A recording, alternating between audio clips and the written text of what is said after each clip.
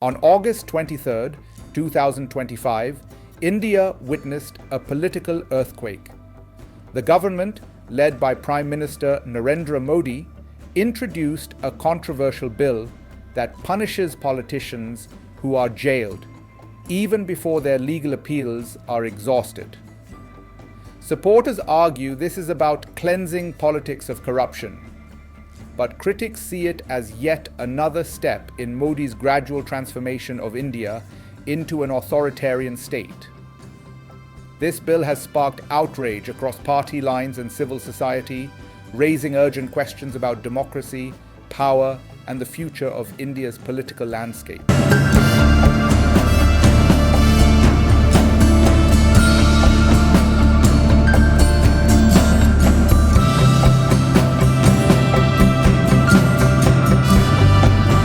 The new legislation states that any politician who is jailed, regardless of whether the conviction is final, will lose access to state privileges, funding, and in some cases, even the right to hold office during their appeal. The government insists the law will prevent tainted leaders from using prison as a political stage. However, many argue it effectively undermines the principle of innocent until proven guilty, a cornerstone of democratic justice systems. By equating imprisonment with guilt, even when higher courts have yet to rule, the bill drastically shifts power toward the executive. Unsurprisingly, the opposition believes this bill is aimed squarely at them. Several prominent leaders from Congress, the Aam Aadmi Party, and regional outfits already face cases ranging from corruption to sedition, many of which they claim are politically motivated. Rahul Gandhi, for instance, has long argued that Modi's BJP uses investigative agencies to silence dissent. Now, under this new bill, such jailed politicians could be stripped of their platforms even before courts confirm wrongdoing. Critics call it a weapon disguised as reform, pointing out that Modi's own allies rarely face the same intensity of legal scrutiny. This move is not an isolated event. Over the past decade, Modi's government has steadily centralized authority in New Delhi, sidelining institutions and weakening checks and balances. Media outlets critical of the government face raids and restrictions, opposition rallies often encounter legal obstacles, and dissenting voices are regularly branded as anti-national. Human rights organizations argue that the judiciary, while still independent, has been under increasing pressure. The passage of this bill fits neatly into this broader pattern. Consolidating power by making political opposition legally vulnerable and institutionally weaker. The backlash has been immediate and widespread. Lawyers, activists, and academics have taken to the streets and social media, warning that the law erodes constitutional rights.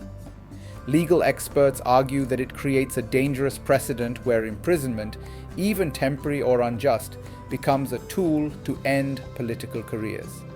Student groups in Delhi and Bangalore organized protests, holding placards that read, "Democracy behind bars."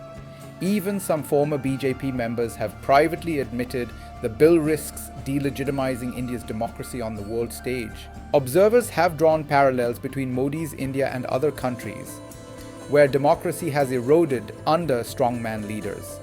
For strong authoritarian leaders globally, the playbook is familiar.